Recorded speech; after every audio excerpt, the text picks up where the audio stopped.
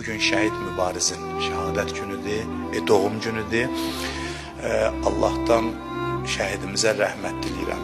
Bütün şəhidlərimiz əzizdir, şəhidlərin hamısı bizim üçün dəyərlidir. Şəhid mübarizin bir missiyası var idi ki, onun özünə məxsusluğu ondadır ki, sülh şəraitində Azərbaycan xalqının əzəmətini, gücünü, qüdrətini göstərdi, döyüş əzmini göstərdi və göstərdi ki, şəhadət tələbli bu xalqın qanındadır, canındadır və özü də bunun İmam Hüseyin əleyhissalamın məktəbindən qaynaqlandığını bildirdi və bu xalq üçün böyük bir fədakarlıq elədi.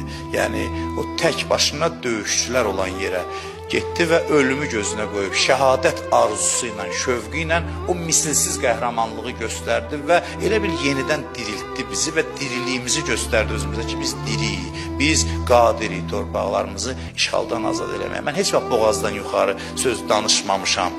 Yəni mən o pafoslu söz xoşlamıram. Mənim başa düşdüyüm budur şəhid mübarizinin o hərəkətindən, o mübarizəsindən ki, həqiqətən də bu xalqın boynunda o şəhidin də bütün şəhidlərimiz kimi xüsusi haqqı var və onun əziz xatirəsi həmişə yad olunmalıdır bütün şəhidlərlə yanaşı. İlk növbədə inanclı insanlar uşaqlarını, övladlarını məhz o şəhidlərlə təmas əhval-ruhiyyəsində böyütməlidirlər. Şəhidlərlə ünsiyyət olmalıdır. Deyirlər ki, şəhidlərə nəsə hədiyyə eləsin, onlar İmam Hüseyin əleyhissalamdan xahiş edirlər, səni dua eləsinlər. Bu cümə gecəsi də bu şeydə yayılmışdı cəmaat içində. Mən elə bu gecə şəhid mübarizə ayrıca özüm də dua elədim. Gecə ibadət eləyəndə onun xüsusi dualarımla yad elədim ki, o mənə ondan nəsə düşsün, onun o feyzindən, o rəhmətindən, o bərəkətindən. Allah bizi şəhidlərimizdən, onları Kərbəla şəhidlərlə ayrı salmasın.